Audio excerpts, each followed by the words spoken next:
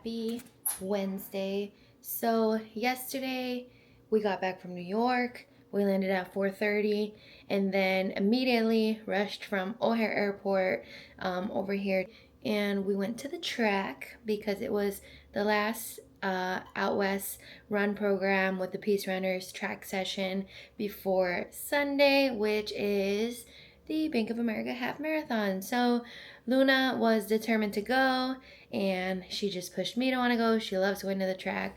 So we went, had a really great workout. Today is Wednesday. So right now what I'm doing, it is 10:16.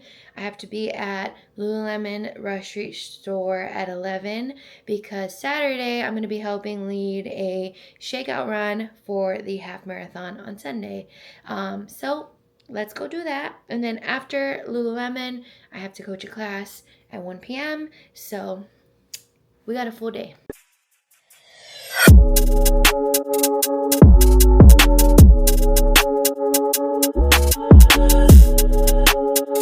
Alright guys, we've made it to Restore. Went to Lululemon, got my outfit. They gifted me this. It is Global Running Day, and I think this is so cute and so special and something that I can keep forever as a keepsake. I swear I can talk. So now we're back at Restore. It is 12:36. Class starts at 1, so we're just waiting for members to roll in, and then we'll get this party started. See you there.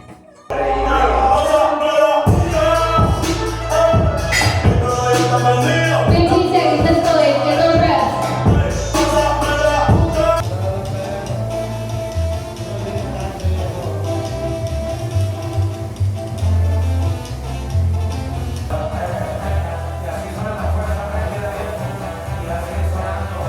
Good morning, guys. It is Saturday, June 6th.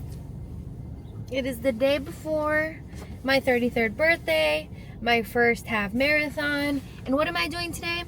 I am at Lululemon.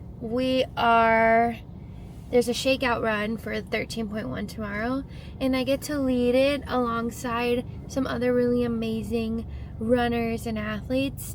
So today, that is what I'm here to do. So yeah, come along. Let's see how this goes. It's a little 3-mile trot. It's gonna be cute, exciting, and I can't wait.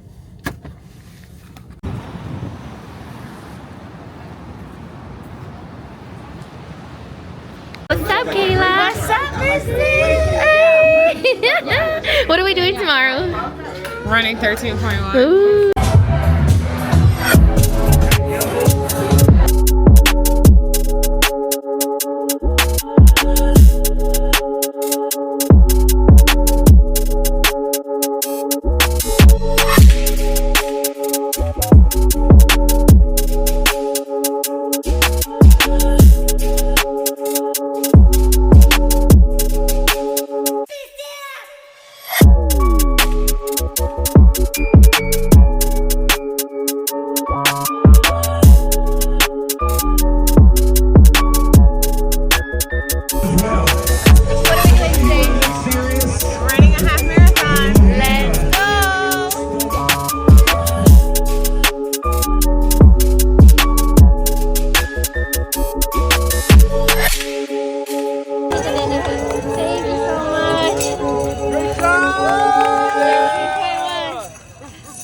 Alright guys, it is officially 1 week after race week, and after the Saturday shakeout run, I didn't end up getting as much content as I would have liked to.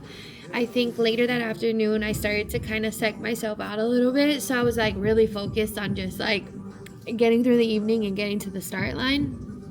The shakeout run ended up being super hot and super humid, and we only ran 2 miles, and it was a struggle. So because it was so hard, I feel like I spent the rest of the afternoon like really doubting myself and like really thinking like, am I actually going to be able to complete 13.1? And if tomorrow is anything as hot as it was today, then I don't know how I'm going to do it.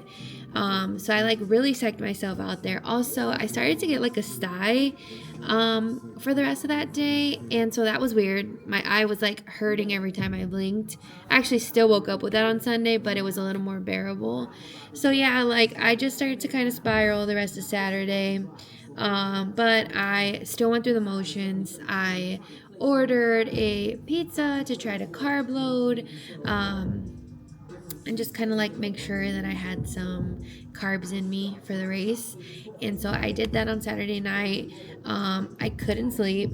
I don't know if that happens to you guys, but like sometimes when I have early morning races, I have a hard time getting to sleep. So I only slept 4.5 hours, and I was supposed to wake up at 4 a.m. so that I could sit down, eat breakfast, digest, but I accidentally slept through my first alarm and woke up at 4:30.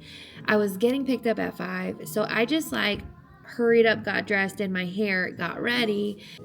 But even through all that, I got to the start line. I saw all my friends, and we went to the Peace Runners cheer station first so that we could get photos, meet up with the team, and then we headed over to the corrals.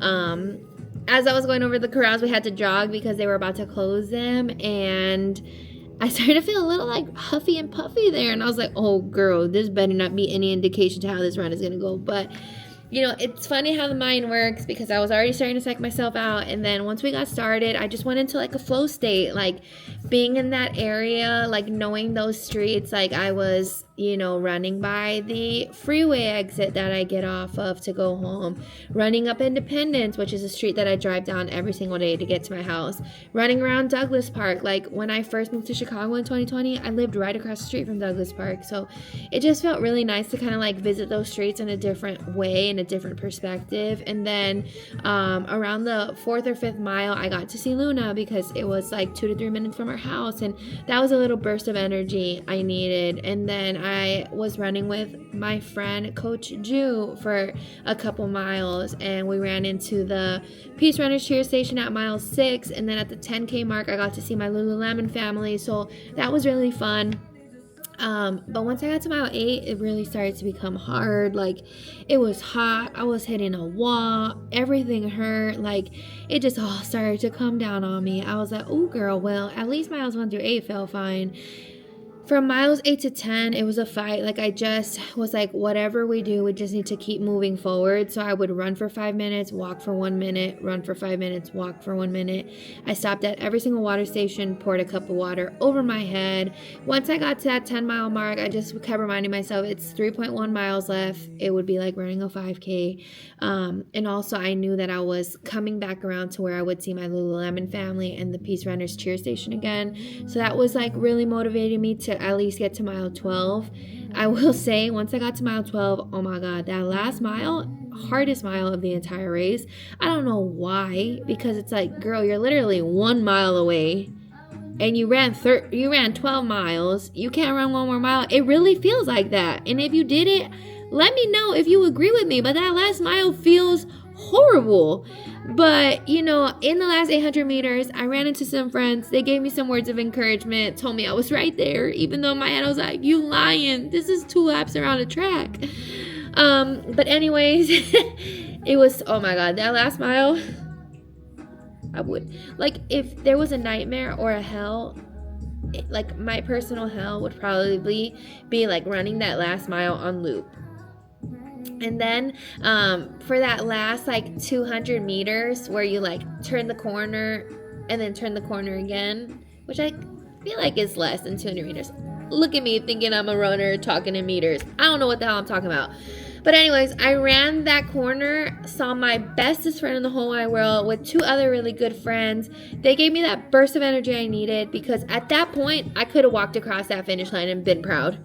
But that's not how I would have wanted to finish that race. So I saw them, they gave me the boost I needed. I came sprinting across that finish line and got my medal and felt so incredibly proud of myself. I had an unspoken goal. I kept playing around with the number 230, kept looking up like what pace do I have to hold to do that and finish with the 236. And so I feel really happy with that. I do also reflect on my training and know I could have done a lot better, been a lot more focused. I was training for HYROX at the same time, and I definitely think that like my longer runs took a back seat. And so if I could go back and do anything again, it would be prioritizing those long runs. Our long runs were on Sundays, and that was the only day in the week that I was able to like wake up with Luna and have a slow morning. So during that season of my life, it was really important for me to prioritize that, like being with her and making her breakfast and just like waking up together. But next year I won't be playing around with those long runs, and I'll be taking it real serious. Alright, so as far as the rest of the race season goes, I have DECA Fit on July 11th, and that one I'm just gonna have fun. I'm a little burnt out, so I just want to show up and have fun competing. In October I will be hopefully running the marathon and HYROX Solo Tampa. December we'll be going to Anaheim for HYROX. Luna will be the priority there, so if I can't race because it interferes her race in HYROX Young Stars, then I won't race. It's gonna be about her. So yeah, that's the rest of my race schedule as of now. I might sprinkle in a few 5Ks here and there. We'll see. Otherwise, right now, what I'm working on is I'm starting to marathon train so I can be ready. It starts today. I'm literally going to run 4 miles easy, and I am also locking in with my nutrition. I think that I've been like floating around with like eating whatever because I'm working out so hard, but I don't want to do that anymore. I want to make sure that I'm feeling correctly. So I just started tracking yesterday, which was Monday, the 15th. And so, yeah, like that's the plan moving forward. I'm going to bring you guys along the ride. Hopefully you guys enjoyed this video. I know this was more of like a sit down story time. I'm gonna try to do better at like vlogging everything. I'm still a little shy, but I'm working on it. And yeah, so if you like this video, please give it a thumbs up, subscribe, and I will see you on the next one. Don't forget to like and subscribe to this video.